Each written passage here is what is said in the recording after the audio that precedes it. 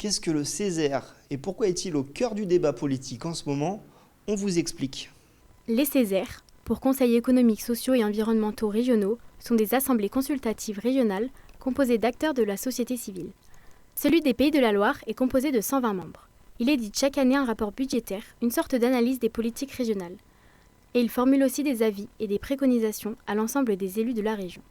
Alors si on vous parle des Césaires, c'est parce que mardi dernier, le 20 janvier, la commission mixte paritaire relative à la loi de simplification économique a décidé de réintroduire une proposition qui vise à les rendre facultatifs dans les régions, c'est-à-dire non plus automatiquement introduits dans chaque région, mais soumis à un vote des conseillers régionaux.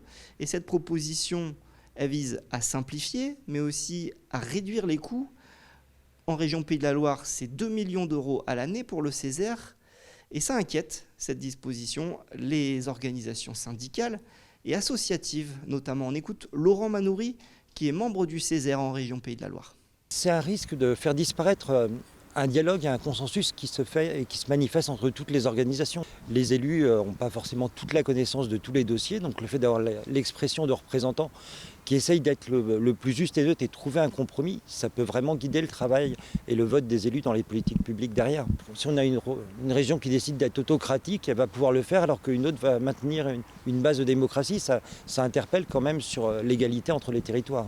Face à cette perspective, les organisations concernées entendent maintenir la pression sur le législateur, à la fois les députés et les sénateurs qui sont appelés à se prononcer sur cette disposition contestée cette semaine devant l'Assemblée nationale et au Sénat.